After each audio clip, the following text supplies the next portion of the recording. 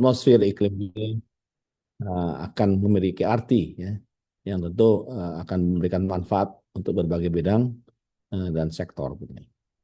Jadi kalau kita berbicara tentang klimatologi terapan, sebenarnya kita akan berbicara tentang sejauh mana sih dampak dari iklim ya terhadap berbagai bidang mulai dari ekonomi, ekologi, sosial, termasuk juga berbagai aspek-aspek rekreasi yang dihadapi oleh masyarakat. Dan tentu ini tidak terbatas ya, hanya bidang pertanian, kehutanan, ekosistem, environment, fishery ataupun arsitektur, tapi juga banyak bidang-bidang lainnya, termasuk seni. Ya, seni dan ini juga sangat dipengaruhi oleh climate.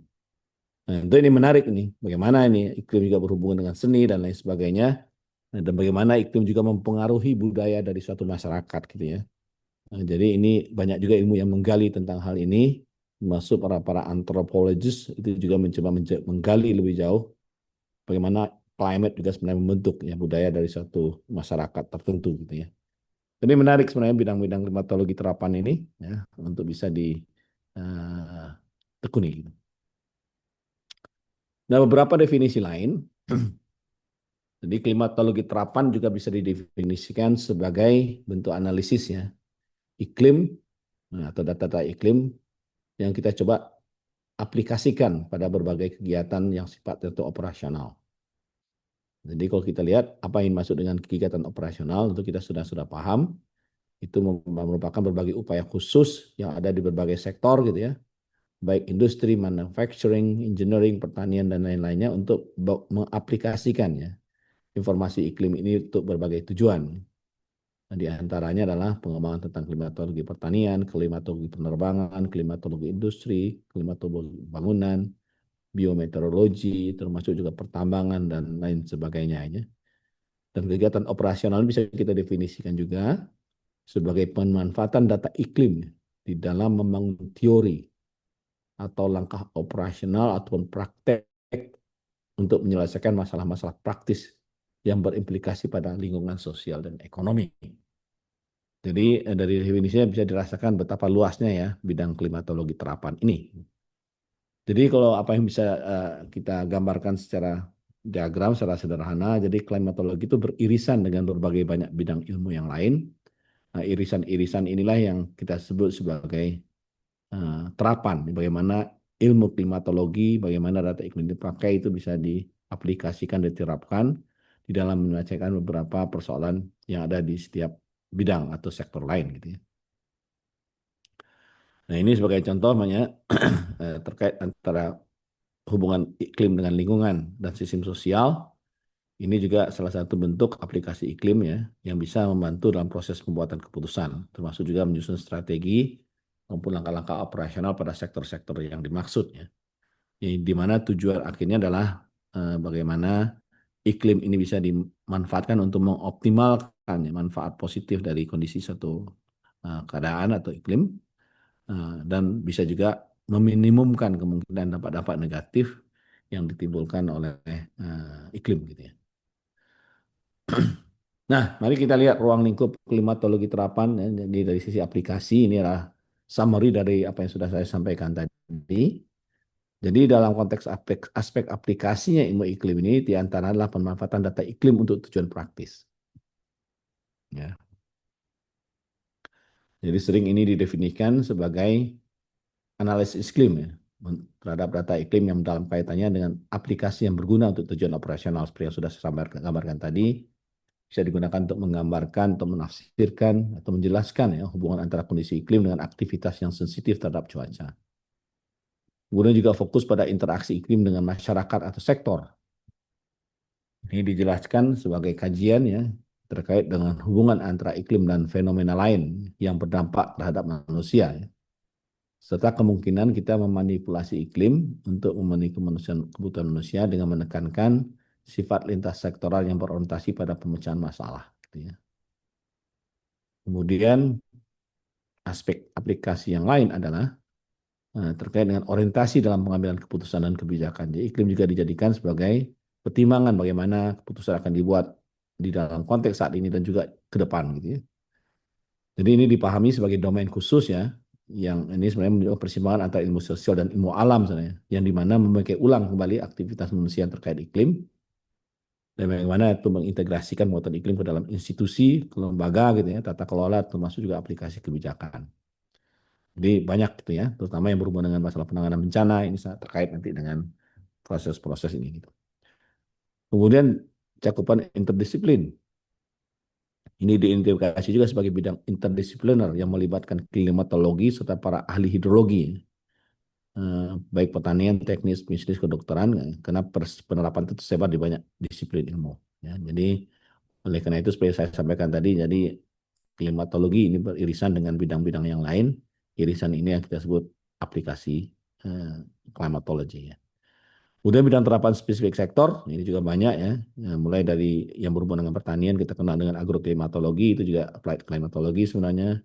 Klimatologi medis, klimatologi perkotaan, klimatologi warisan heritage klimatologi. Ya, sering disebut juga contoh praktik klimatologi terapan ini yang sering kita sebutnya. Nah ini menarik nih, apa heritage klimatologi namanya. Banyak orang-orang antropolog nih yang banyak mendalami tentang hal ini. Jadi klimatologi Trump itu akan banyak berhubungan dengan berbagai macam bidang ya, seperti yang sudah saya sampaikan tadi.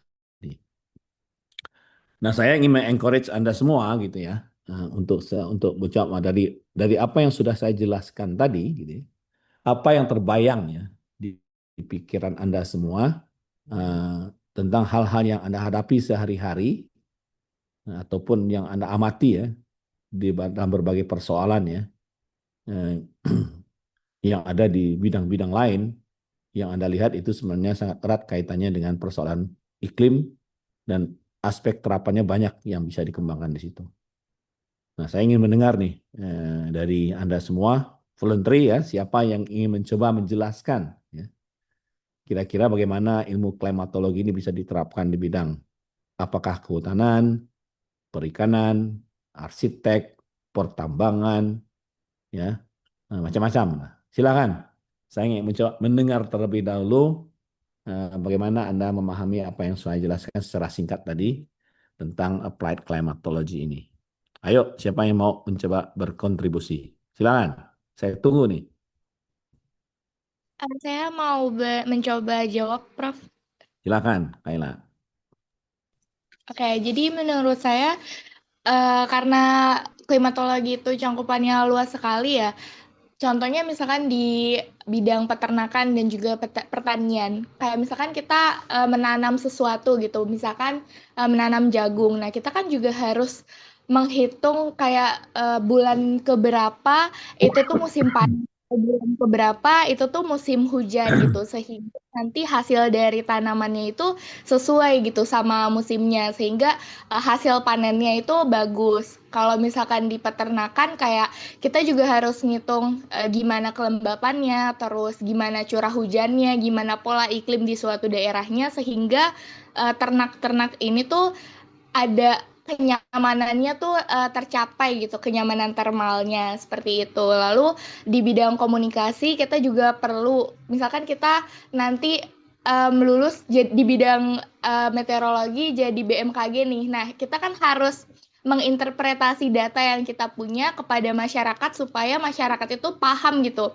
Uh, dengan hasil data yang udah kita peroleh, yang udah kita olah, sehingga masyarakat awam yang mungkin masyarakatnya awalnya nggak tahu nih kayak oh ini tuh cuacanya kayak gimana, terus kenapa di bulan Januari misalkan hujan dulu, itu tuh jadi paham gitu kenapa bisa terjadi seperti itu sih Prof, terima kasih.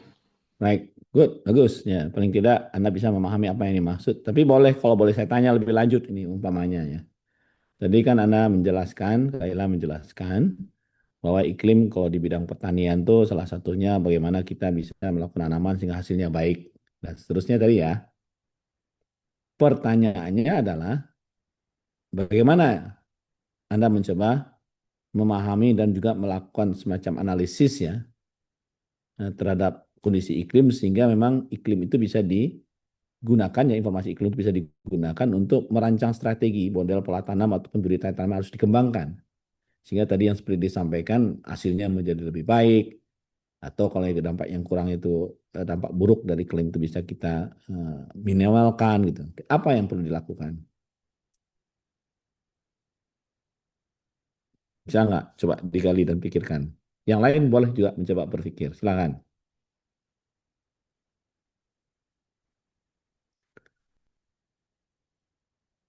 Ada. Saya, Prof, mungkin izin Silakan. mencoba untuk menjawab. Oke, baik. Bagus, Kalau silakan. menurut saya, baik, Prof. Untuk menurut saya, bagaimana cara untuk meningkatkan istilahnya itu penggunaan informasi ya dari si Ya, iklim dan penggunaannya itu bagaimana bisa dipahami dan diterapkan dalam pengambilan keputusan. Pastinya kalau misalkan kita sebagai mahasiswa meteorologi terapan itu dekat dengan yang namanya sistem informasi iklim kan, Prof. Jadi kayak ada beberapa data-data yang kita peroleh dari platform tertentu yang mana memang itu merupakan platform tersebut adalah sistem informasi iklim. Nah, dari sistem informasi iklim ini, dari sistem informasi ini iklim ini yang istilahnya itu adalah dasar di mana kita mengambil data tersebut, menurut saya itu bisa kita lakukan untuk meningkatkan dari si pemanfaatan dari informasi iklim tersebut. Karena pastinya Climate Information System atau sistem informasi iklim ini harus punya kayak datanya yang tercukupi, kemudian data yang real time, kemudian data yang enggak, mungkin ada beberapa bulan datanya kosong. Nah, itu dalam pengelolaannya itu pasti kita butuh data yang panjang gitu kan, Prof. Nah, dari hmm, sistem informasi iklim ini itu bisa kita bagaimana tergantung kita menyajikan informasi tersebut kepada masyarakat. Kemudian pastinya kadang beberapa platform-platform sistem informasi iklim itu kan ada sistem perakiraan cuacanya ya, Prof ya. Nah, di situ hmm, menurut saya penting sih, Prof, untuk sistem informasi iklim ini yang memang tepat dan juga punya perakiraan cuaca yang memang bisa salah satunya bisa diandalkan gitu, Prof. Karena kan pastinya masyarakat ya, apalagi orang awam ketika mempercayai atau menggantungkan dirinya sepenuhnya kepada sistem perakiraan musim iklim itu kan akan berdampak terhadap pengambilan keputusan di kedepannya. Kemudian ada yang namanya kayak sistem komunikasi informasinya bagaimana nanti suatu sistem informasi iklim itu menyampaikan informasinya itu ke dalam masyarakat itu sendiri, Prof. Mungkin menurut saya seperti itu. Terima kasih, Prof. bagus lah paling tidak gambarannya sudah dapat gitu ya. Kalau kalau kita berbicara tentang aplikasinya, karena iklim juga perspektifnya Anda sudah dengar tentang perubahan iklim, ya ancaman perubahan iklim ke depan gitu ya. Nah ini kalau kita kaitkan dengan proses pengambilan keputusan atau penyusunan kebijakan lah, jangka panjang gitu. Bagaimana informasi-informasi iklim yang sifatnya proyeksi ke depan gitu ya, jauh itu bisa digunakan dalam proses penyusunan kebijakan. Apa yang terbayang oleh Anda informasi iklim eh, saat ini, historis, lalu proyeksi ke depan, itu akan merubah cara pandang ataupun cara dalam menyusun strategi pembangunan ke depan, termasuk juga kebijakan-kebijakan ya yang perlu dilakukan oleh sektor tertentu. Kalau kita bermain untuk perkotaan, umpamanya, berhubungan dengan persoalan rancangan atau tata ruang wilayah atau kota, umpamanya, di mana tata ruang apa namanya kota itu memang dirancang dan didesain untuk bisa mengurangi gitu ya kemungkinan ancaman perubahan iklim ke depan gitu ya. Itu apa yang terpikir oleh Anda aplikasi ilmu iklim dalam proses perencanaan tata kota gitu ya. Yang nanti dikaitkan dengan mengurangi tingkat ancaman bencana ke depan, terutama bencana yang berhubungan dengan hidrometeorologi. Menangkap nggak pertanyaan saya? Siapa yang mau berkontribusi? Silakan, saya pengen dengar nih. Ada.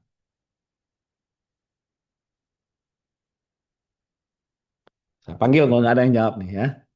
Mana nih coba? Nazila,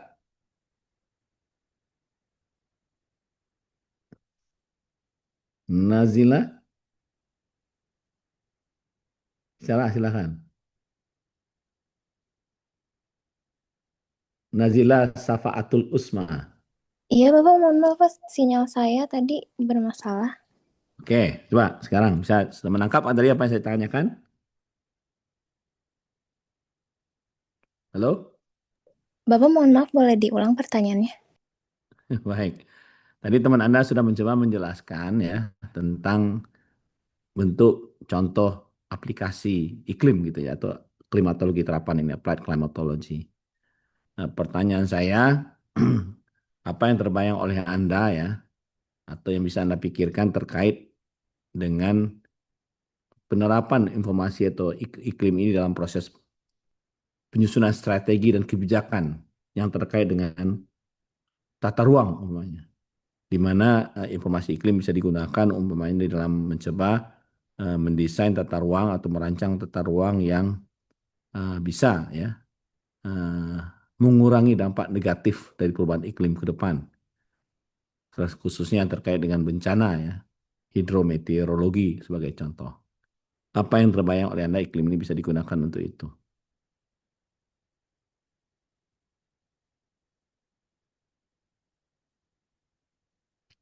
Cukup jelas pertanyaannya,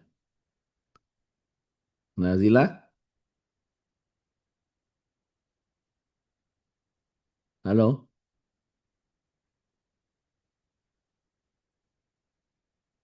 Nazila?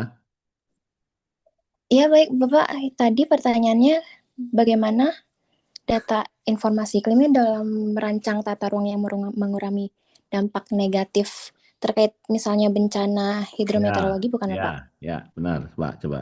Ya, silakan. Oh ya, buat informasi iklim sendiri kan Bapak kita bisa tahu misalnya ada data data cuaca ekstrim yang bisa menyebabkan banjir atau mungkin cuaca ekstrim yang bisa menyebabkan kekeringan.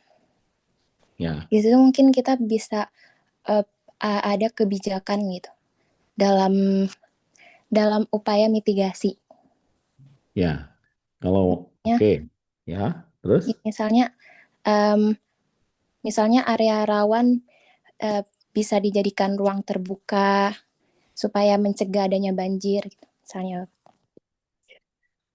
Oke, itu ya.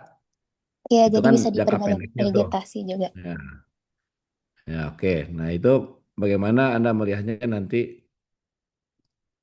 penyusunan strategi pembangunan yang jauh ke depan? Bagaimana kita bisa memastikan bahwa nanti dengan tata ruang yang ada, kota itu menjadi lebih tangguh ya terhadap ancaman perubahan iklim ekstrim. Ya, seperti yang sudah Anda jelaskan tadi gitu. Nah, kira-kira dia beririsan nanti dengan bidang ilmu yang mana? Jadi orang klimatologi tentu nggak bisa memahaminya kan. Nah, dengan siapa Anda akan berinteraksi nanti? Dengan para eh, bidang keahlian yang mana gitu? Bisa nggak dijawab? Menurut Anda dengan siapa aja Anda perlu berkolaborasi untuk bisa eh, mengembangkan ya strategi tata ruang yang sudah climate proof atau diyakini bahwa tata ruang itu mampu untuk mengatasi ancaman perubahan iklim nanti ke depan. Dengan siapa aja?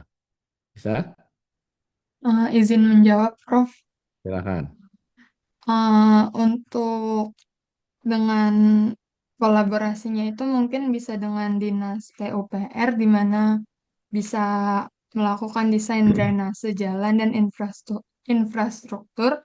Terus ada juga Dinas Lingkungan Hidup dengan pengendalian ruang terbuka hijau serta kualitas udara, serta Bapeda di mana integrasi informasi iklim ke RT RW. Mungkin seperti itu. Bagus ya. Nah, kalau bisa Anda lebih lihat lebih dalam lagi, bisa nggak jelaskan dalam konteks tadi berbicara tentang hubungan dengan drainase dan seterusnya. Itu apa yang kira-kira terbayang oleh Anda dari aspek iklimnya, apa sebenarnya yang perlu diinformasikan dan bicara dengan PUPR. Nanti akan berbicara dengan ahli hidrologi dan lain sebagainya kan. Tapi di bidang climate-nya sendiri, apa yang sebenarnya yang perlu Anda perhatikan? Yang mungkin nanti bisa eh, berinteraksi ataupun berkoordinasi dengan teman-teman dari bidang ilmu yang lain.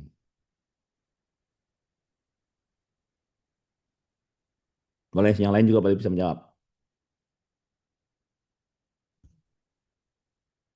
Ada?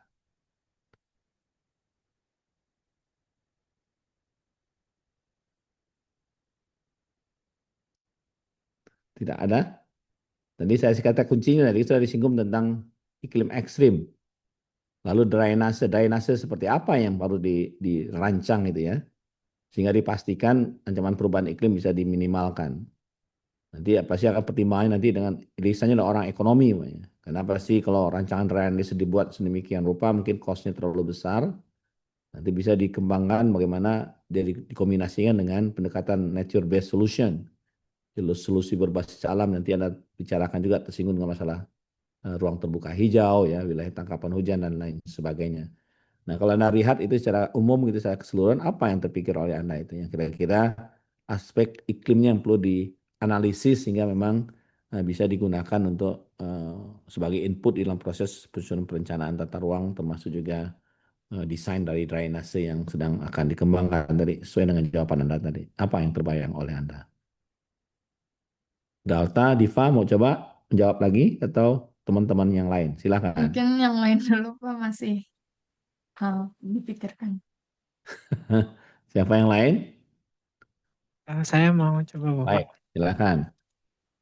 Menurut saya kalau misalnya dari klimatologi terapan untuk berkolaborasi dengan pihak-pihak seperti PUPR dan lainnya itu kita memerlukan analisis mengenai return time ataupun periode ulang dari curah hujan. Kalau misalnya berbicara tentang drainase ataupun kanal kanal barat dan kanal timur yang di Jakarta sudah diterapkan untuk menghadapi banjir seperti itu Bapak. Sehingga curah hujan ekstrim itu bisa diketahui kapan periode ulangnya dan teknologi yang akan dibangun itu bisa menyesuaikan ketahanannya.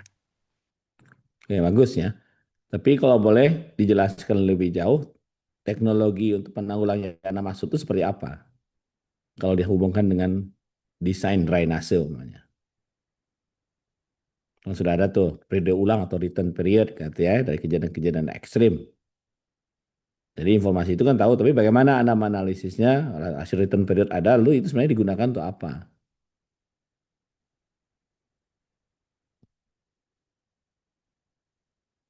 Gimana? Bisa, Danu jawab? Siapa tadi ya? Danu ya, kan? Tadi sidik Bapak. Coba insya Allah coba bantu jawab Bapak. Menurut Dano, Baik, silahkan. lebih ke perencanaan wilayah tata kotanya sih Pak. Hmm. Jadi mungkin untuk menangani masalah banjir, seperti rumah-rumah di bantaran sungai itu nggak diisi. Jadi dibuat jadi lahan terbuka hijau atau mungkin hutan hutan kecil untuk antisipasi hal itu. Terus juga mungkin dibuat apa ya, tempat pembuangan air di setiap kota gitu Pak.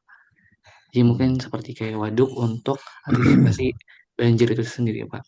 Terus kalau untuk drainase, dan itu belum kepikiran Pak. Oke, baik. Ya paling tidak kamu sudah menjawab lah. Jadi banyak sekali sebenarnya aspek yang bisa digali ya.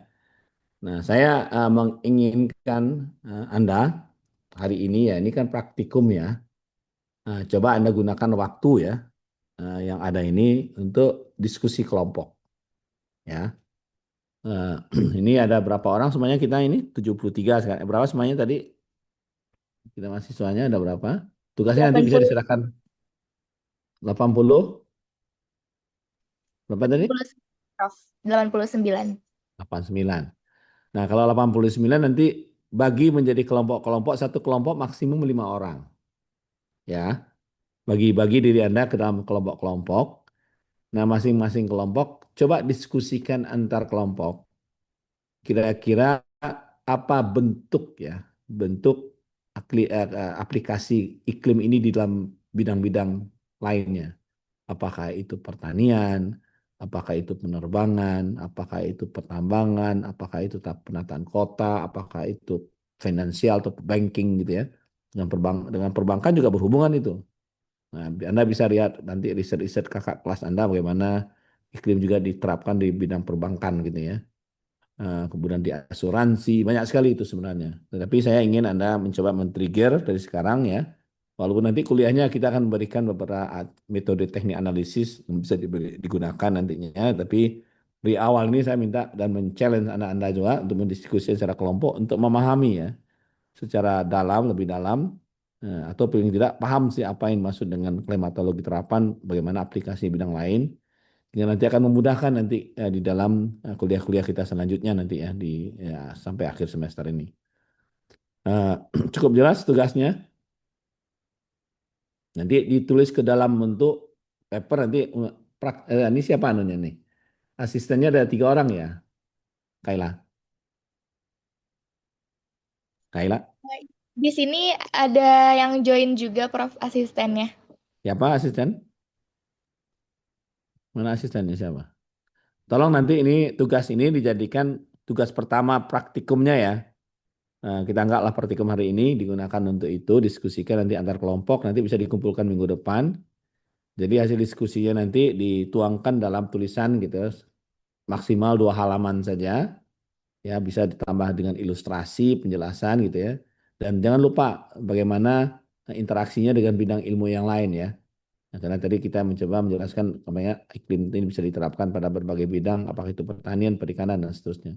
Nanti di pertanian ini banyak aspeknya ya. Itu tidak hanya berhubungan nanti aplikasi dalam merancang pola tanam, tapi banyak aspek-aspek lainnya yang bisa dilihat gitu ya. Jadi di satu bidang saya itu aplikasinya itu bisa banyak sekali gitu ya. Jadi kalau seandainya nanti ada kelompok Anda bercerita pertanian, bisa saja aplikasinya tidak satu aspek, bisa saja aspek-aspek yang lain. Nanti disilakan saja coba dibahas, didiskusikan, tapi jangan lupa ya, dengan ada teknologi informasi Anda bisa menggali banyak informasi ya. Gunakan AI, Artificial Intelligence kalau Anda ingin menggali informasi tentang hal itu ya, supaya Anda dapat knowledge yang banyak gitu dalam waktu yang tidak terlalu lama. Dan coba Anda pahami dan Anda digest, Anda analisis, dan diskusikan pandangan-pandangan dari apa yang Anda baca dan nanti dituangkan ya ke dalam bentuk tulisan kelompok, tugas kelompok dalam satu tulisan singkat lah tentang deskripsi tentang klimatologi terapan dan bagaimana ini diaplikasikan pada bidang-bidang yang menjadi interest Anda gitu ya. Cukup jelas ya Jelas, tugasnya? Prof. Oke, good ya. Baik, saya rasa itu kuliah kita. Jadi sebelum kita tutup, saya akan menjelaskan bagaimana apa mata kuliah yang akan kita berikan dalam sekian minggu ke depan.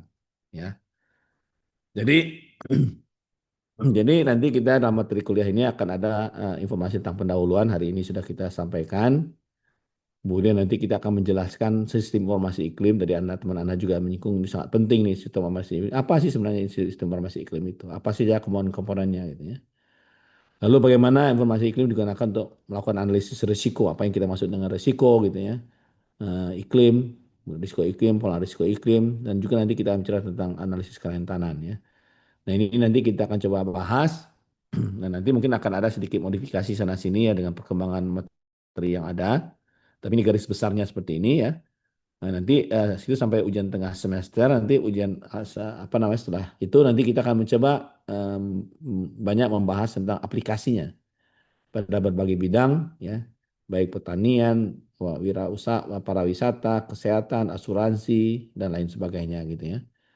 Nah, nanti sistem penilaian yang akan kita gunakan nanti adalah praktikum. Jadi praktikum ini nanti akan ada 30% nih.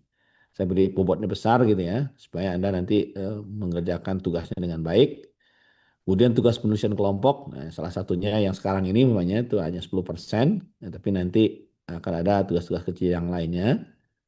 Kemudian nanti ada ujian tengah semester, nah ini 30%, dan ujian akhir semester 30%. Nanti akan diajar oleh saya dan Pak Ferdinand gitu ya. Nanti bisa selang-seling nanti mengajar, tapi biasanya Pak Ferdinand itu setelah ujian tengah semester dia yang akan masuk. Tapi mungkin nanti saya akan masuk juga di beberapa aspek, tapi Pak Ferdinand mungkin juga bisa masuk nanti di minggu sebelum UTS gitu ya. Nah, ini hanya bahan-bahan bacaan yang mungkin bisa digunakan nantinya. Ya, tidak terbatas dengan ini hanya beberapa contoh saja. Jadi Anda bebas ya dengan apa namanya dengan literatur yang semakin banyak yang open access. Saya rasa Anda bisa menggali lebih banyak knowledge yang terkait dengan ini, yang tentu akan memperkaya pengetahuan Anda dalam bidang iklim terapan ini ya. Jadi itu saja ya yang mungkin kuliah kita pada hari ini. Nanti besok kita akan menjelaskan tentang apa itu yang tentang sistem informasi iklim. Baik, ada pertanyaan cukup jelas?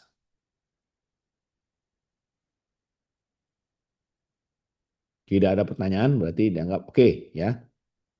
Baik, mungkin dengan para asisten, siapa asisten yang hadir hari ini? Saya, Prof. Siapa? Suaranya nggak jelas suaranya. Saya, Prof. Aninda ya? Ya. Nah, Aninda sendirian ya? Ada 3 orang, Prof. Ada Siapa? saya, Fauzi, Besok. Oke, good.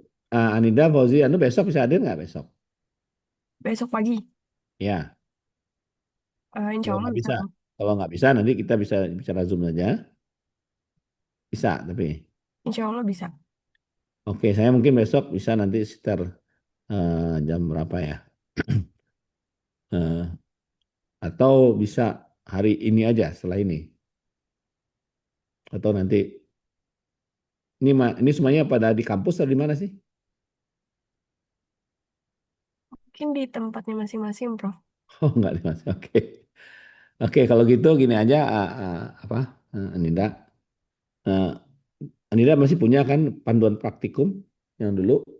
Ya, masih. Nah, mungkin kita akan memodifikasi beberapa saja gitu kan, tapi yang lainnya bisa diulang dipakai lagi gitu ya. Tapi nanti ada beberapa hal yang mungkin perlu disesuaikan. Nanti materi praktikumnya nanti bisa disesuaikan dengan materi kuliahnya gitu ya. Sehingga nanti bisa kalau seandainya nanti bisa di apa namanya? Kalau menurut Pak Ferdinand nanti katakanlah eh, bisa mengikuti apa yang sudah ada di dalam panduan yang sekarang dan teman-teman asisten itu bisa memahaminya dengan baik, ya itu bisa langsung diikutin saja urutan yang sudah ada di dalam pedoman praktikum mulai dari pertemuan pertama sampai praktikum terakhir gitu ya.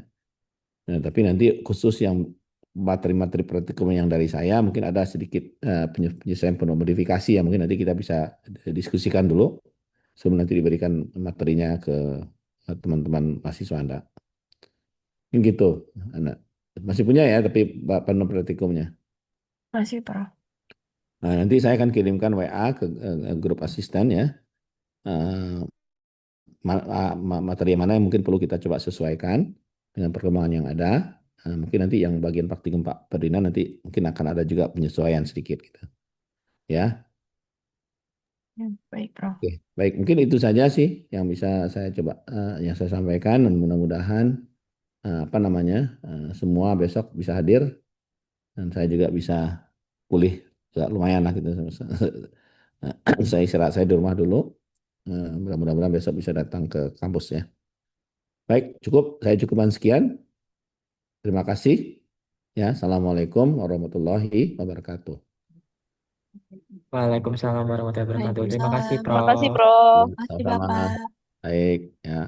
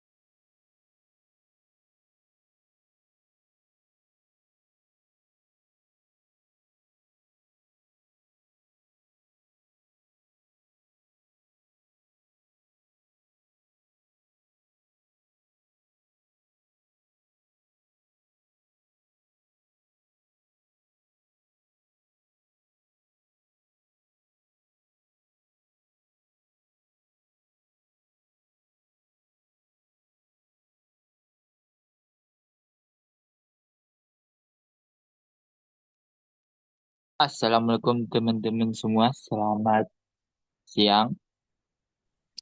Siang, luar biasa. Salam Bang. Hebat kamu. Waalaikumsalam, Bang. Ya, maaf ya sedikit mengganggu waktunya. Kita akan lanjut ke praktikum klimatologi terapan pertemuan pertama. Nah, mungkin buat pertama ini kita bakal membahas tentang kontrak praktikum. Buat Anin, silakan. Oke teman-teman, mungkin tadi udah dikenalin ya di awal.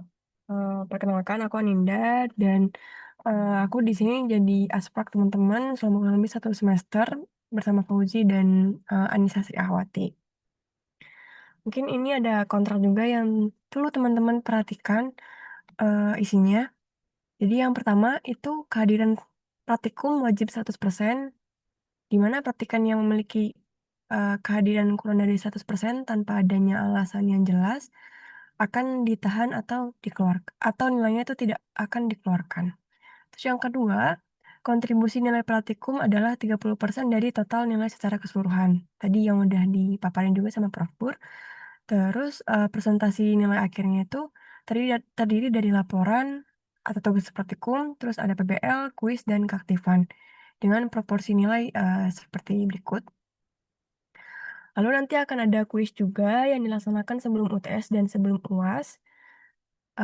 Selanjutnya, poin keempat, laporan dan tugas dapat dikerjakan secara kelompok atau individu. Terus yang kelima, laporan dikumpulkan pada Linji Form. Nanti Linji Formnya akan kami share. Terus di situ nanti disesuaikan per tugasnya. Jadi kalau misalkan tugasnya itu nanti mengolah data, ada file Excel-nya atau mungkin file codingannya dan lain-lain, itu nanti perlu di-zip sama laporannya kayak gitu dalam bentuk PDF dan Word. Terus ini untuk format namanya, nama filenya laporan X underscore kelompok X.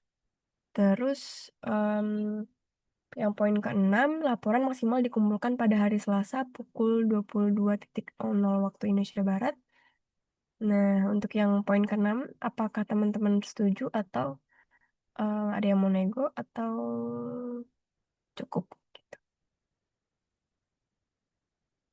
Sebelum dilanjut ke poin selanjutnya. Kak, saya mau nego dong, Kak.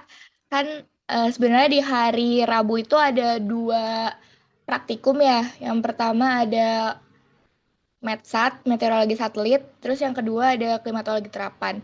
Dan itu tuh menurut saya dua-duanya tuh kayak bertabrakan gitu loh, Kak, deadline-nya. Boleh gak kalau misalkan deadline-nya jadi 2359, tetap di hari Selasa?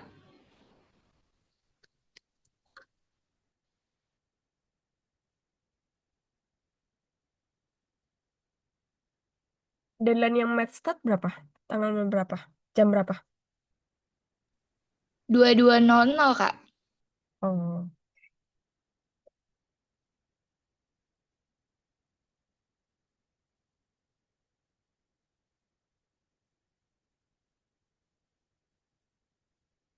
sebentar ya. Kalau Kak ditambah izin 1 juga. jam gimana? Kalau ditambah 1 jam jadi 23.00.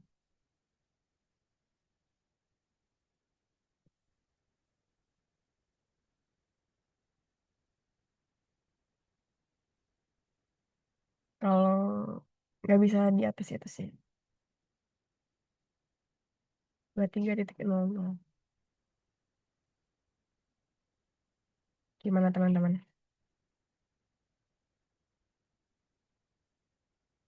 Boleh Ivana?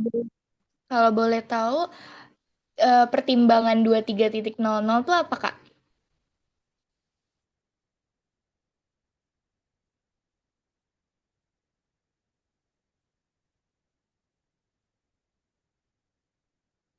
Timbangannya biasanya kalau sebelum kita mengisi praktikum atau nanti hari Kamisnya itu teman-teman kuliah, itu biasanya kita laporin dulu nih hasil laporan teman-teman ke dosen dosennya gitu, entah Profur atau Pak Ferdinand gitu. Jadi biar beliau itu bisa melihat dan kami juga sudah harus mengoreksi laporan teman-teman.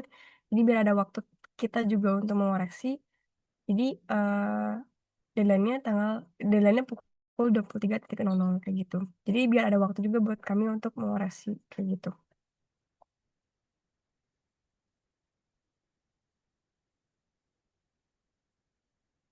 Boleh Ivana? Suara aku kedengaran jelas nggak ya, Kak? Putus-putus sih. Tapi jelas, cuman putus-putus. Halo, putus-putus, Kak. Halo, apakah suara aku jelas, Kak? Sebentar, Kak. Oke. Aku mau nanya, Kak, kira-kira bentuk PBL-nya apa ya? Soalnya aku lihat di sini kan cuma 20% dan laporan tugas itu 50% ya. Terus juga apakah condition numbers? Mau nanya tentang yang referensi juga. Itu kan 5 nasional ya. Sementara kalau dari aku sendiri selama ini dari mata-mata kuliah lain juga 5 nasional tuh biasanya jarang banget Kak. Kalau aku lebih jujur kalau aku pribadi lebih sanggup 5 inter gitu daripada 5 nasional. Mungkin saran dari aku sih Kak untuk referensi itu mungkin di nasionalnya boleh minimal 2 aja. Terus minimal 7 aja tapi itu bebas mau misalnya eh, inter atau nasional. Yang penting ada keduanya gitu loh Kak. Mau misalnya nasional satu atau ya udah minimal nasionalnya 2 tapi secara keseluruhan minimalnya 7 gitu. Yang penting menurut aku soalnya jujur aku keberatan kalau 5 Kak untuk nasional. Oke, terima kasih Fana. Untuk yang tadi ya, pertanyaan pertama untuk yang PBL, itu nanti sebenarnya kita belum diskusi lebih lanjut sama dosennya. Tapi kalau yang tahun lalu itu bentuknya kayak em, PBL SPI seperti itu. Jadi nanti teman-teman bikin project terserah mau project apa, tapi itu yang eh, menerapkan klimatologi gitu. Jadi klimatologi terapan gitu. Dan itu gimana penerapannya di kehidupan kita atau lainnya. Terus nanti outputnya itu biasanya laporan dan poster untuk nanti dipakai di showcase kayak gitu. Terus untuk yang referensi kalau misal teman-teman sanggupnya seperti itu dan sebenarnya kita bebasin juga sih. Tapi kalau misalkan teman-teman maunya kayak gitu, jadi boleh mungkin direvisi Wati yang penggunaan referensi yang tadi. Ya, menggunakan 7 referensi yang mencakup internasional dan nasional.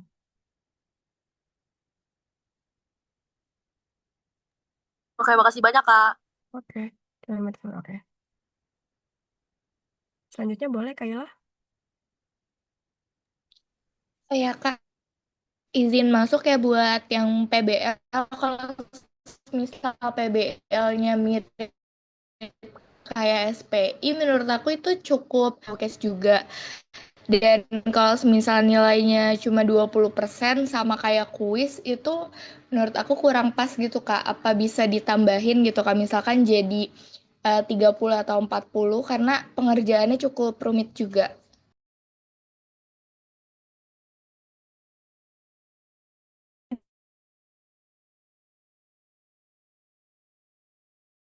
Oke, berarti 30% PBL, kuisnya 10% gitu ya.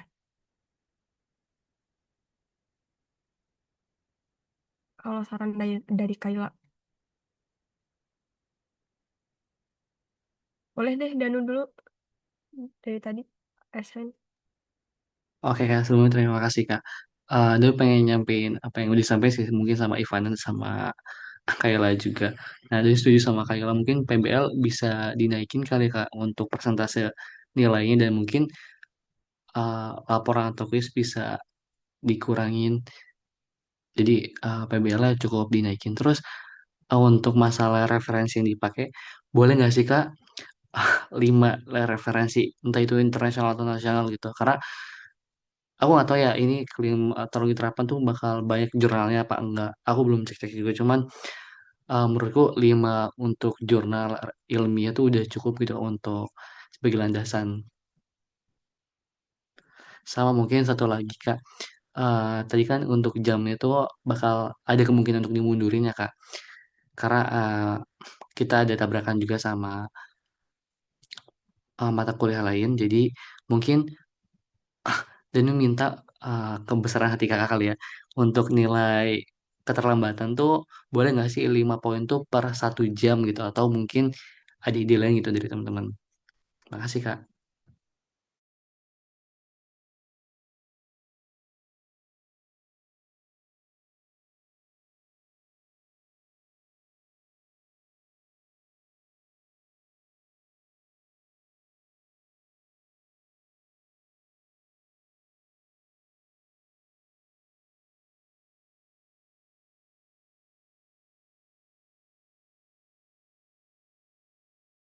Oke, ditampung dulu ya Danu. Boleh ke Dika dulu. Oke Kak, mungkin aku mau ngajuin di pembobotan tadi ya. Mungkin maaf juga kalau aku nggak tahu kalau laporan itu boleh disinggung atau enggak, tapi kalau menurut aku ada baiknya laporan itu di 30%, kuis 20%, TBL-nya 40%, dan keaktifannya 10% gitu Kak, kalau dari aku. Terus Ivana juga mau nanya terkait tugas pengganti Kak. Iya Kak, kira-kira kalau misalnya kita ada lomba dan lain-lainnya, itu tugas penggantinya berupa apa Kak? Apakah interim rangkuman praktikum hari itu atau gimana ya Kak?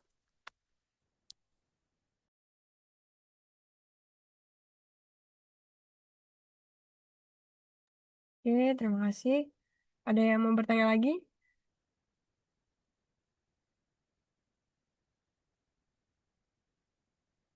Boleh Hikmah. Oke, boleh. Sebelumnya makasih Kak atas kesempatannya. Mungkin saya memberi saran aja sih Kak terkait yang bagian keterlambatan itu Kak. Karena kan ini saya sarannya itu berdasarkan apa yang udah Kakak sampaikan tadi bahwa pengumpulan laporan jam 23.00 itu kan dengan alasan bahwa hasil praktikum itu memerlukan waktu untuk melakukan pemeriksaan gitu Kak. Nah, jadi untuk saya terkait dengan konsekuensi pengurangan poin sebesar 30 menit itu dari jam 23.00 itu kan 23.00 berarti ngumpulnya dan 30 menit itu adalah 23.30 gitu kan Kak. Nah, dan kalau misalkan emang dari segi kita berbicara nanti asisten praktikumnya itu harus mengirimkan kepada dosennya nanti, menurut saya di jam segitu juga dosen-dosen tingkat keaktifan dari para dosen juga udah berkurang gitu Kak. Karena kan jam segitu istilahnya udah masuk jam istirahat gitu kan Kak. Jadi eh, menurut saya untuk pengurangannya itu ya udah Kak. Jadi kayak setelah memang jika lewat dari deadline itu ya udah setelah deadline itu pengurangannya itu kita samaratakan saja karena menurut saya ya kalau misalkan dari si praktikannya itu lewat jam 23.00 juga pada dasarnya itu kan tadi yang sesuai dengan saya bilang tadi kalau misalkan aspek juga mau perlu kirim dan aspek juga perlu ngasih ke dosennya juga menurut saya di jam segitu tuh udah nggak terlalu eh, gimana ya make sense gitu untuk kita menyampaikan ke dosen gitu Kak. Jadi eh, saran saya itu aja sih Kak. Jadi jangan pakai per menit tapi lebih boleh pakai per hari atau mungkin sebelum praktikum selanjutnya itu ada eh, itu bisa pengurangannya sampai kayak gitu karena kan dari praktikum sebelumnya juga Kak, ada beberapa teman-teman juga yang baru ngumpul lapraknya itu di dekat-dekat UTS atau dekat-dekat UAS gitu kan Kak. Nah, jadi bisa aja itu tuh dengan penerapan kayak yang seperti Hikmah bilang itu meminimalisir kejadian seperti itu Kak. Mungkin terima kasih Kak.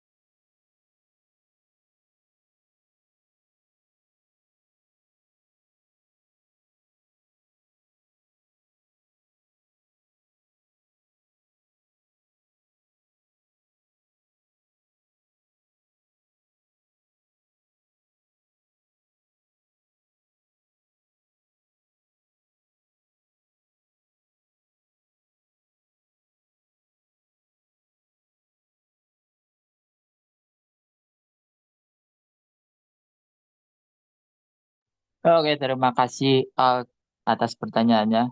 Yang kita mulai menjawab ya satu persatu. Yang pertama itu dari siapa tadi? Dari Danu soal pembobotan.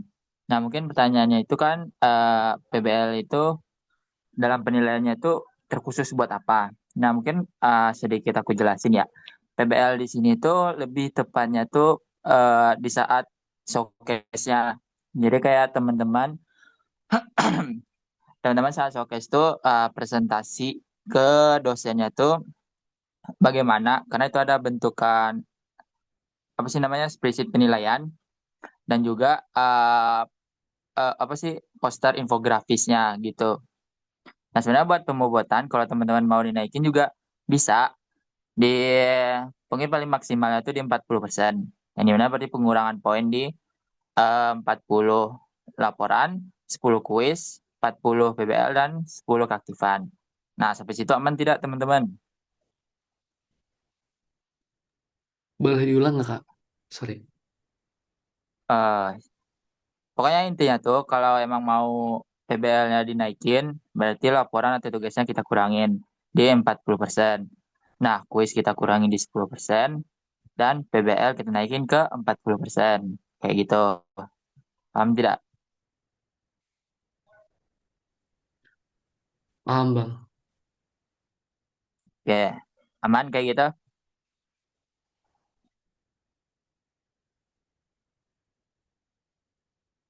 Maaf Bang, tadi boleh diulang nggak ya? Ya persenannya akhirnya, kira-kira. Oh my God. Nah, jadi laporan itu atau tugas dijadikan 40%. Di sini laporan atau tugasnya termasuk ke laporan tugas PBL. Gitu. Maksudnya yang output PBL-nya, output laporan PBL. Nah, kuis kita kurangin ke 10%. Nah, di mana kuis itu mendongkrak nilai dari laporan di luar laporan PBL. Lalu yang C, PBL itu 40%. Nah, di mana itu berhubungan dengan uh, apa sih namanya? Presentasi teman-teman di showcase nanti dan juga infografis di showcase. Dan keaktifan 10%. Begitu. Aman tidak? Um, dari saya aman Bang, makasih.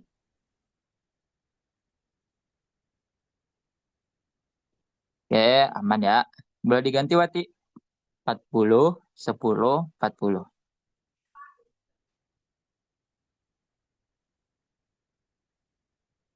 Oke, selanjutnya kita lanjut ke poin nomor 6 ya. Berarti laporan maksimal dikumpulkan pada hari Selasa pukul 23.00. Kita naikkan sejam karena berhubungan sama Metsat tadi ya. Meteorologi satelit. Aman tidak, teman-teman? Dan alasannya kenapa 23.00 buk, soal sebenarnya bukan soal tentang langsung ngirim ke dosennya atau gimana juga. Tapi ini kayak setelah setelah terakhir pengumpulan itu, kita dari Asprak juga pengen langsung nilai, pengen langsung apa sih komenin apa kesalahan atau perbaikan dari laporan teman-teman. Jadi teman-teman sebelum praktikum besoknya, teman-teman udah tahu nih laporan saya salahnya di mana, apakah dari format, apakah dari isi atau gimana. Jadi teman-teman udah persiapkan di tugas selanjutnya tanpa ada kesalahannya lagi gitu. Jadi jangan terlalu malam-malam lah kalau bisa mah supaya kita bisa ngecek langsung. Aman tidak teman-teman?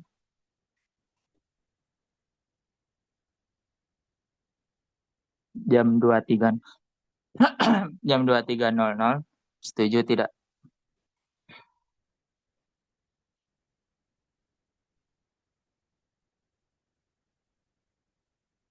Karena kemungkinan juga kok tugas teman-teman tuh di Klimter ini nggak yang banyak juga harusnya.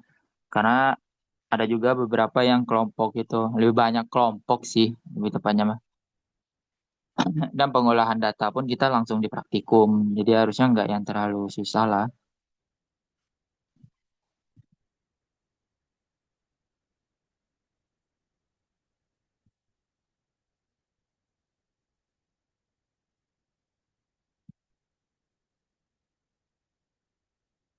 Bagaimana teman-teman PJ atau siapa gitu?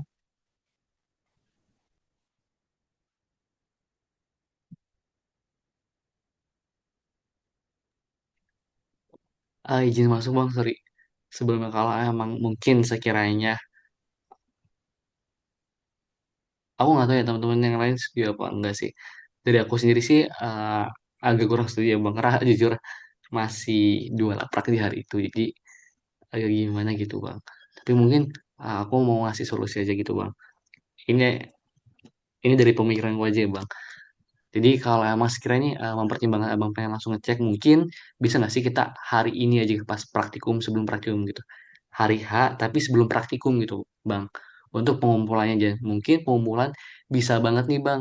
Di mungkin pagi hari di abang maksimal jam 8 atau jam 7 gitu bang.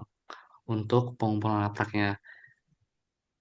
Jadi mungkin buat teman-teman yang masih ngerunning laprak sebelah, masih coba bisa buat ngumpulin juga di laprak ini dengan tepat waktu gitu bang. Oke, aku tanya dulu. Buat dalam minggu ini berapa laprak? Dalam 1 minggu teman-teman berapa laprak? Sebenarnya kalau dari laprak sendiri tuh kita praktikum 3 kalau nggak salah ya bang. Oke, berarti 4 Bang. 4 4 laprak. mikro, klinter, mestat, PU 4 bang ya betul. Tapi masalahnya itu di hari ini tuh ada 2 praktikum yang berbarengan gitu loh bang. Dan itu nggak ada Mik- paralel-paralel, jadi semuanya emang serentak itu bang. Mikro, Mikromet aman sih harusnya, soalnya dia dari Excel ke Excel. Kalau Metsat, hmm, ya sih ingat aku Metsat itu kayak tugasnya cuma sekali apa 2 kali gitu. Bukan bukan yang setiap minggu. Mirip lah sama Ansmet yang nggak setiap minggu ada tugas. Dan juga Metsat sama Ansmet nih, kok Ansmet Klimter ini fokus setelah UTS-nya pun sama juga, yaitu ke PBL. Jadi sebenarnya nggak yang terlalu dipermasalahin dan nggak yang soal di hari itu ada 2 laprak kan berarti teman-teman mengerjakan nggak di hari itu kan kalau bisa mah. Tapi kalau emang kepepet pada hari itu karena ada suatu hal boleh dikasih alasannya apa. Tapi mungkin buat jam di hari H agak mustahil sih Danu. Bukan soal kita nggak menyanggupi atau gimana, tapi ini juga tentang berhubungan kedisiplinan teman-teman juga. Kayak di hari H berarti itu udah berhubungan dengan persiapan hari praktikum itu dong, bukan berhubungan dengan praktikum sebelumnya lagi. Berarti kita udah clear ke praktikum sebelumnya, gitu Danu.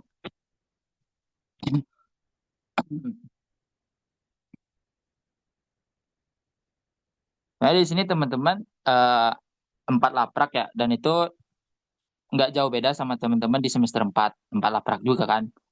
Dan mungkin di sini mungkin bobotnya lebih berat aja, karena fokus dari matkulnya juga udah beda kan. Cuma di semester 6 ini teman-teman nggak yang lapraknya nggak yang sesering itu, nggak yang sampai sampai per minggu ada laprak terus gitu. Mungkin gue cuma bisa bilang bagian itunya. Dan mungkin kalau misalnya ada suatu hal kendala atau gimana, kita dari Asprak juga bakal welcome aja kok kalau misalnya teman-teman mau bang izin bang telat karena ada suatu hal gitu. Tapi ini berhubungan sama laprak individu ya. Kalau kelompok ya jangan sampai kayak gitulah. Aman?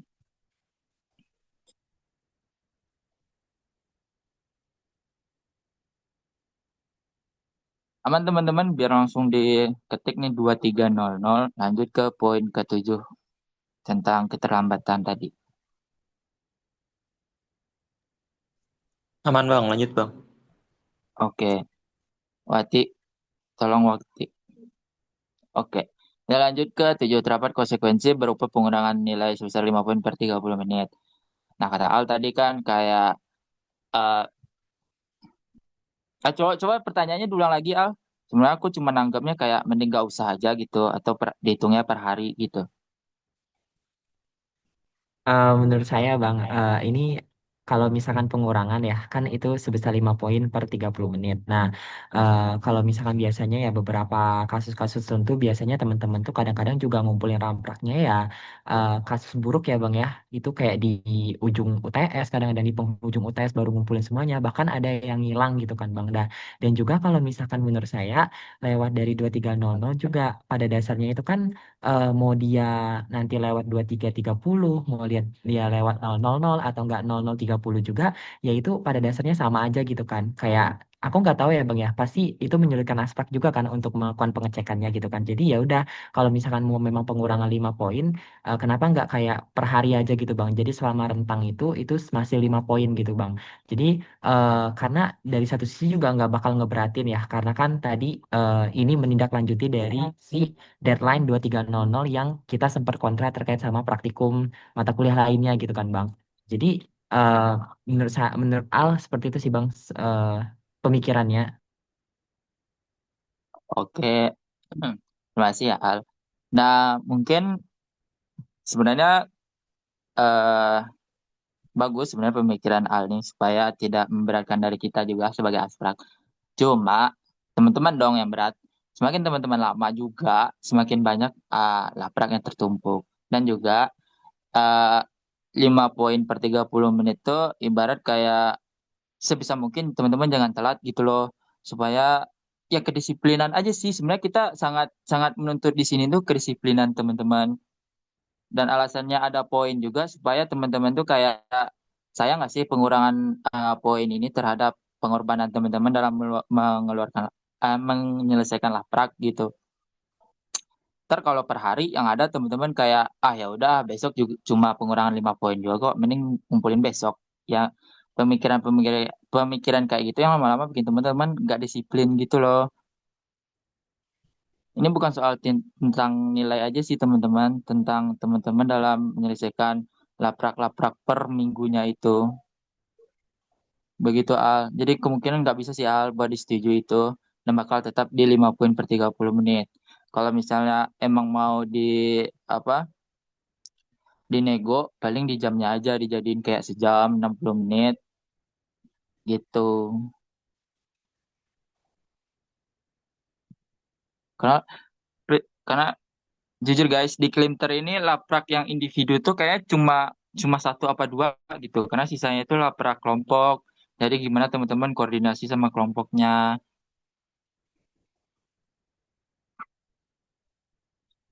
Hmm. Aduh.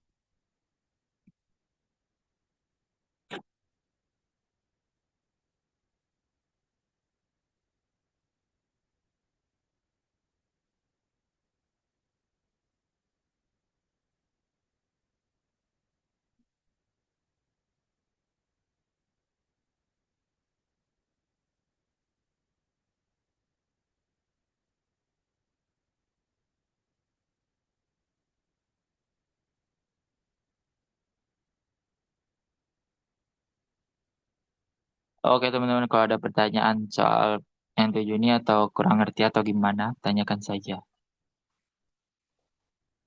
Nah kita akan lanjut ke yang referensi.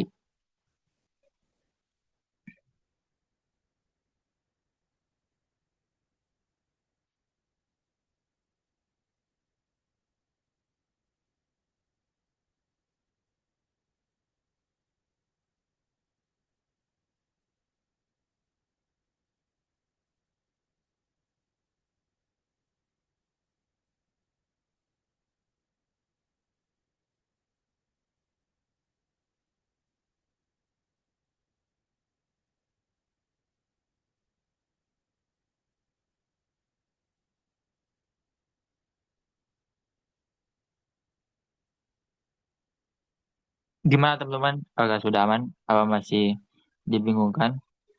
Kalau sudah aman kita lanjut ke penggunaan referensi wajib minimal 7 referensi mencakup internasional nasional. nasional. Tadi Danu ya yang bilang gimana Bang kalau dikurangin aja jadi 5 gitu. Ya kan? 5 apa 3 tadi?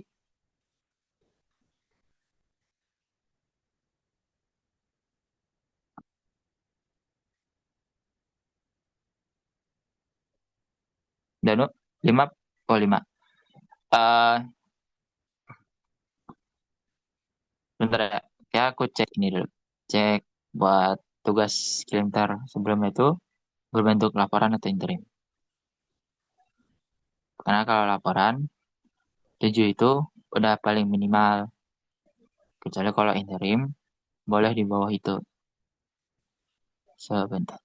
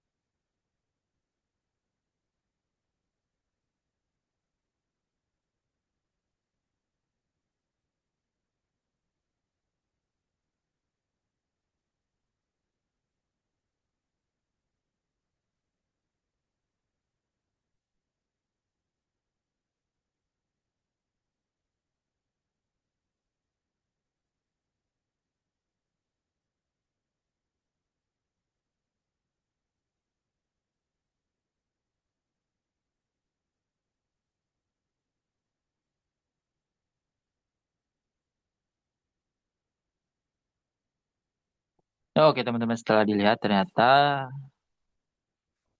eh, apa tadi laporan laporan dari klimatologi terapan ini eh, berbentuk laporan, hampir semuanya berbentuk laporan kelompok.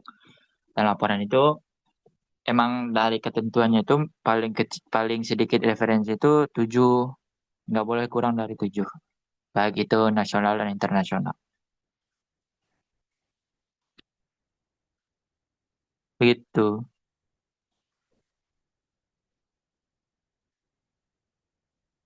Tapi sebelumnya aku mau tanya deh, kan kata Ivana dalam 7 referensi ini mencakup internasional dan nasional.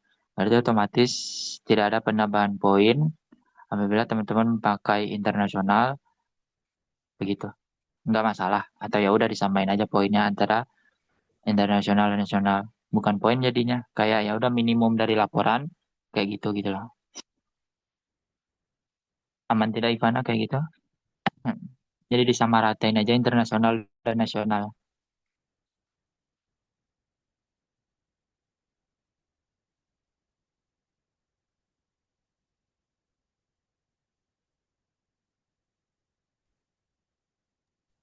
Bang, berarti kalau semisal yang kayak tadi, misalkan 2 internasional, 5 nasional. Misalkan saya di laporannya itu kan harusnya 2 internasional. Kalau misalkan saya masukinnya 5 internasional, berarti bakal ada tambahan poin atau gimana maksudnya? Benar. Bakal ada plus 1 poin setiap satu internasional di luar minimum.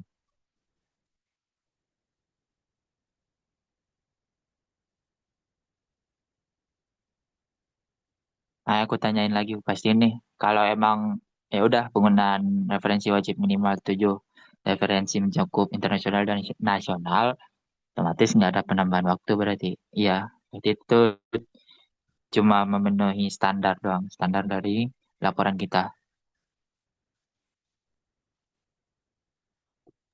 Tapi kalau semisal kayak penggunaan referensi wajib minimal menggunakan 7 referensi mencakup internasional dan nasional. Terus kalau semisal kita pakai referensinya tuh lebih dari 7, berarti tetap dihitung poin.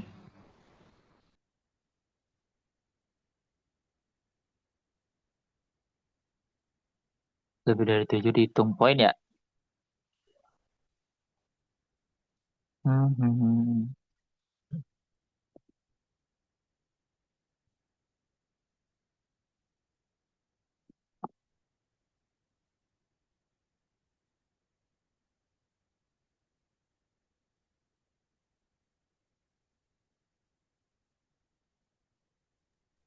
Soalnya kan yang kita eh, permasalahin sebenarnya kayak bobot jumlah dari masing-masing ya antara jurnal internasional ataupun jurnal nasional gitu. Nah, makanya kita gabung jadi 7 yang udah mencakup nasional ataupun internasional berapapun jumlahnya gitu. Tapi yang pasti minimal totalnya itu jadi 7. Terus menurut saya kalau semisal emang tadinya ada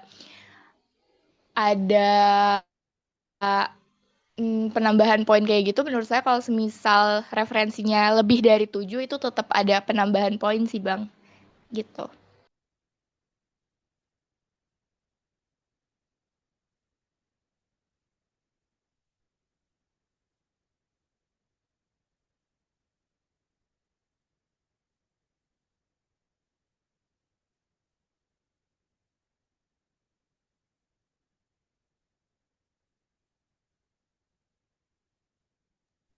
Kalau misalkan teman-teman referensinya ada 8 gitu ya. Apakah itu menambah nilai atau enggak? Enggak ya teman-teman, karena di sini di poin 8 udah tertera sangat jelas itu minimal gitu. Jadi kalau lebih ya enggak ada poin up, enggak ada poin tambahan gitu.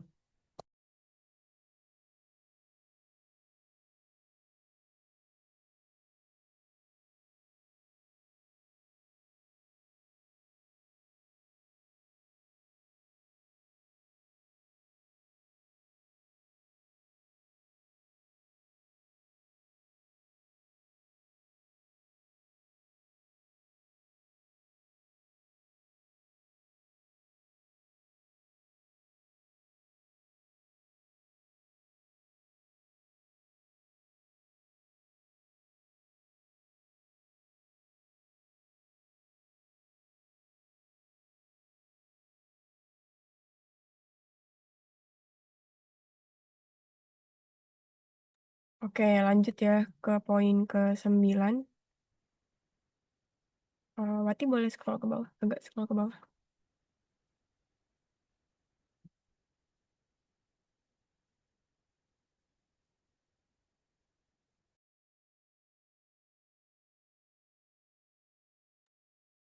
Poin ke-9, setiap laporan atau tugas yang dikerjakan secara berkelompok wajib melampirkan job description setiap anggota kelompok pada lampiran. Ini wajib biar peran teman-teman di kelompok juga kita tahu gitu. Terus yang ke-10, selama praktikum berlangsung tatap muka, wajib hadir tepat waktu, menyimak dan mengikuti kegiatan praktikum secara kondusif. Poin ke-11, selama praktikum berlangsung online, mahasiswa wajib hadir tepat waktu, nyalakan kamera, menyimak dan mengikuti kegiatan praktikum secara kondusif. Yang ke-12, toleransi keterlambatan kelas praktikum maksimal 15 menit. Jadi kalau udah lebih dari 15 menit, kemungkinan akan kami catat nilainya dan kami akan melakukan pengurangan poin atau nilai. Terus yang ke-13, dilarang keras melakukan plagiarisme, kecurangan, titip absen dalam bentuk apapun. Jika terbukti melakukan tindakan tersebut, akan terdapat konsekuensi sebagai berikut. Boleh di scroll ke bawah, berarti. Ya, yang poin yang ke A, plagiarisme dengan Turnitin maksimal 20%. Jadi kalau lebih dari itu, teman-teman akan mendapat pengurangan nilai sebesar 1 poin. Terus yang ke B, kecurangan. Jadi kalau misalnya teman-teman ada indikasi teman-teman copy paste dari laporan cutting, itu akan dikurangi nilainya sebesar 10 poin. Terus yang ketiga, titip absen. Kalau teman-teman nanti kedapatan eh, menitipkan absen untuk temannya, atau penandatanganan palsu, itu nilai praktikumnya akan 0. Terus selanjutnya ke poin 14, pertanyaan yang bersifat umum terkait materi praktikum dan sebagainya terpusat di grup chat WhatsApp. Terus kalau ada yang mau konfirmasi atau bertanya atau menyampaikan kendalanya dan lain-lain, dan itu bersifatnya pribadi, boleh disampaikan langsung ke asisten praktikum yang nomornya tertera di uh, layar kayak gitu. Boleh scroll ke bawah lagi. Ya, nanti untuk pajak praktikumnya akan menandatangani kontraknya kalau teman-teman udah setuju sama semua poin-poinnya. Boleh Februari. Ya, terima kasih. Boleh Nana, apakah ada yang mau ditanyakan? Izin masuk Kak, ini Kak mau nego yang terkait Turnitin. Jadi kan sekarang tuh Turnitin udah ada, nggak tahu ya, semenjak akhir semester lalu tuh udah ada perubahan gitu. Jadi kayak Turnitin yang emang akun bersama itu tuh sekarang udah nggak bisa, dan Turnitin yang di website itu juga udah mahal Kak, bisa sampai 20.000 sekali ngecek. Itu apakah emang ada saran atau yang lain itu Kak dari Asprak? Soalnya kalau sekali Turnitin 20.000 jujur agak memberatkan ya Kak untuk kita. Oke, teman-teman nggak ada ini kah? Turnitin satu kelas gitu? Ada Kak, tapi semenjak akhir semester lalu setelah emang ada perubahan gitu itu udah nggak bisa. Perubahan apa? Tadi kurang jelas soalnya. Perubahan apa? Izin jawab Kak. Jadi untuk Turnitin ada kebijakan baru Kak, terkait akun yang kayak akun bersama gitu. Dia udah nggak bisa lagi Kak jadinya di manapun gitu, di akun Turnitin manapun udah nyoba di beberapa Turnitin yang memang akunnya bersama, udah nggak bisa Kak jadinya dipakainya karena kebijakan baru gitu.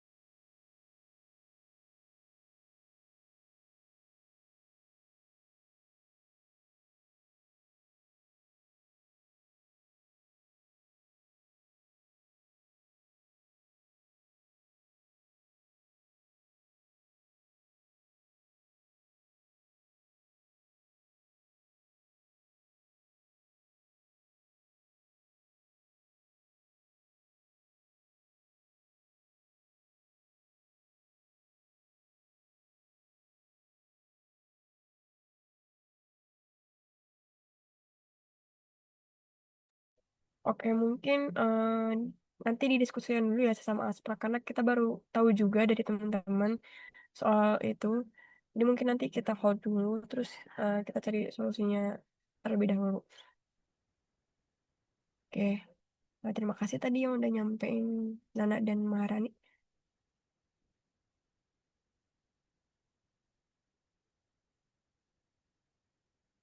Kalau teman-teman udah setuju sama semua poin-poinnya, selanjutnya mungkin ini ya, bagi kelompok. Tadi kan teman-teman udah bagi kelompok nih di kuliah. Kira-kira mau kelompoknya beda atau sama di kuliah sama praktikum? Soalnya tadi juga Prof. Eh, Giri. Ya, boleh. Oh, Kemudian juga bisa dijawab Kak, untuk kelompok sendiri kita belum bagi ya di kuliah tadi oke. Kak. Jadi eh, kita ngiranya bahkan praktik di kelompok-kelompoknya itu dibagi di praktik. Oke.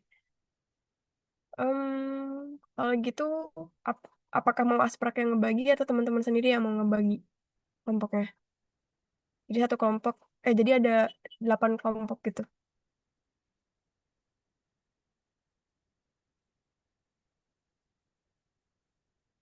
Gimana teman-teman?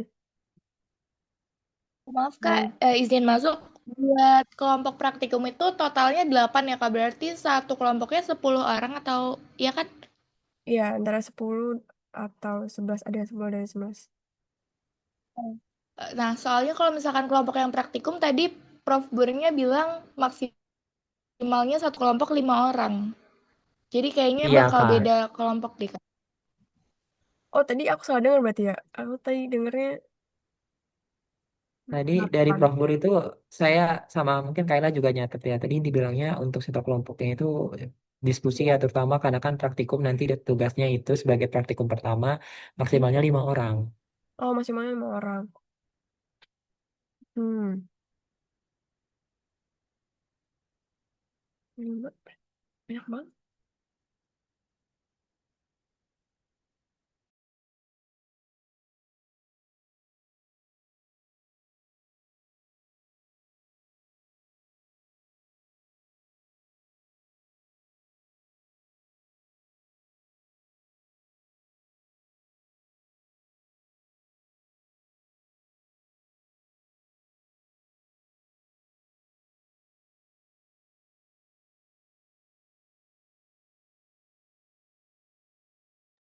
Gimana kalau dibedain guys? Soalnya nanti kalau 5 orang doang satu kelompok kayaknya akan memberatkan teman-teman gitu loh nanti di praktikum, di PBL-nya dan di laporannya juga sih. Boleh Kak dibedain aja antara kelompok kuliah dan praktikum? Ya mungkin dibedain aja kali ya. Dan oke, jadi kalau dari praktikum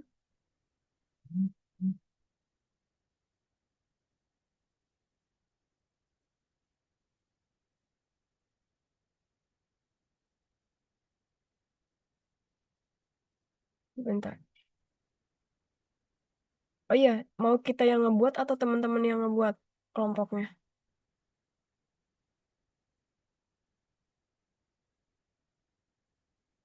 Kakak aja, Kak. Kami aja dari Aspak.